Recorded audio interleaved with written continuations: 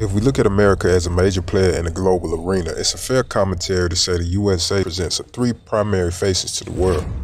The first is the capitalist, the hustler, the superior businessman birthing billionaires and driving the world economy. The second and most beloved face is the entertainer athlete, that Hollywood legend and sports champion consistently dominating the world stage. And the third face, feared and hated by most of the world, is the warrior, a soulless, heavily armed giant who steps on nations and keeps a new target in his sights. These three faces exemplifying the skill, talent, and weaponry of a nation, it's easy to understand how America is often hailed as a top dog. Our American dollars, our athletic and musical mastery, well distributed and promoted by a global media syndicate, is the sole reason American culture is the most popular and influential compared to that of any other country. It's true, our economic success and performance styles often make America the envy of the world. But our military terror, that vilified face of our warrior, ain't got no love in the land.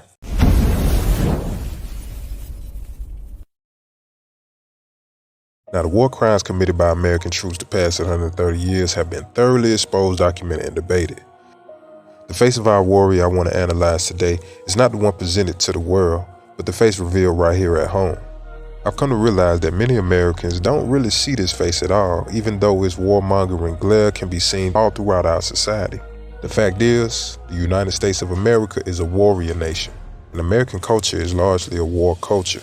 If America has a spirit, it's a fighting spirit as much as a capitalist one. Damn near everything about us is war, fighting, and competition. To clarify this reality, we only need to take a bird's eye view of the cultural landscape. Sports is without a doubt a cornerstone of American culture, the purely masculine half of the entertainer athlete the world loves to envy. And although baseball is considered the classic American sport, it's football that is by far the most popular among Americans. This is significant to our discussion because football is the most physical competition that thrives on a mentality similar to one of a fighter.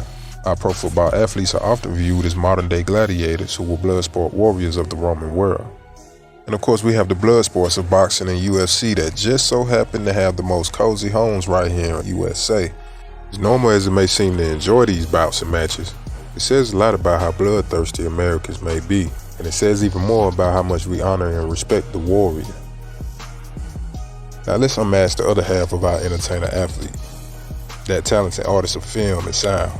Well, even in the Hollywood and music industry, we can find thriving cults for warriors holding prominent positions. Our domestic box office for movies never fails to declare films about war as the winners of the rat race.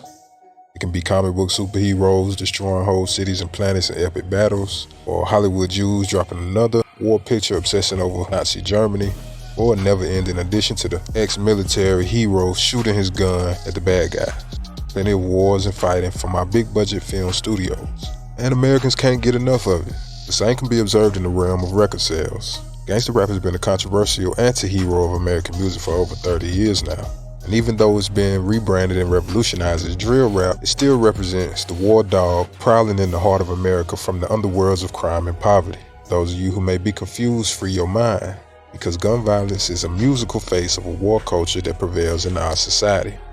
And also keep in mind, violent rap music would not still be topping the charts without the support of Americans across ethnic demographics, meaning everybody loves that shit.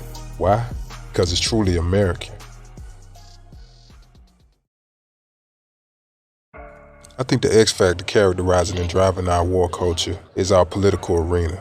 Politics in America is nothing but a constant battle, and oftentimes it gets physically violent and even deadly.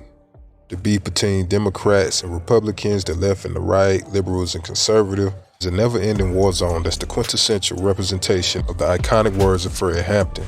And these perpetual political skirmishes play out in graphic detail in our news media syndicate. I'm sure many of you have noticed how much of our political news headlines appear to be describing scenes of war rather than democratic debates. Terminology that is unmistakably war lingo. If I didn't know no better, I think these headlines were describing war zone dogfights rather than political catfights. And it makes me ask the question, why is war terminology the popular language in our mainstream American news? How did violent language become the standard to grab the attention of the people?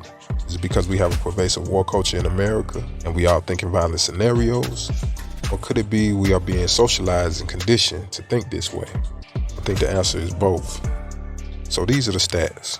The United States of America was born in the fires of war. Countless skirmishes, battles, shootouts, and wars with Aboriginal nations and European empires right here on American soil.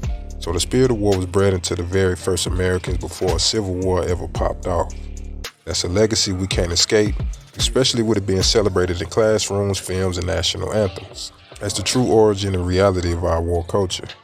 And since the Civil War, the United States has been to war at least 9 more times with numerous invasions, land grabs, and political maneuvers in between. It's normal for our presidents to drag the countries into another war or conflict, and any Americans under 21 have been seeing war in Afghanistan headlines their whole life. Now, all of this invigorates the strength of our war culture, but that's not really the point. What we should all understand is that war requires a particular psychosocial conditioning, not just for the warriors, but the citizens too. While performing my studies for this decode, I came across an article about Roman gladiators that's officially summarized our situation today. It was said that the gladiator sport was very valuable in getting society accustomed to an indifference to death that was necessary for war. And it's really that simple. While on one hand, the legacy of war is truly within the soul of America, history alone could not sustain it. So the necessary sustenance is found in the dominant forces of our culture. The stories of our films, the lyrics of our songs, the punchlines of our breaking news, even the bloodthirst of our competitions. In order for people to be primed to support a war, they can't be soft to the sight of blood. And it's even better if they enjoy it. Because war is a mindset that got to be reinforced. It's a spirit that got to be cultivated. War is an art form. War is a sport. And for the rulers and capitalists in power, war is a high-stakes game, but they can't play the game alone. They need their people to play along. And that's all the data you need to decode this culture.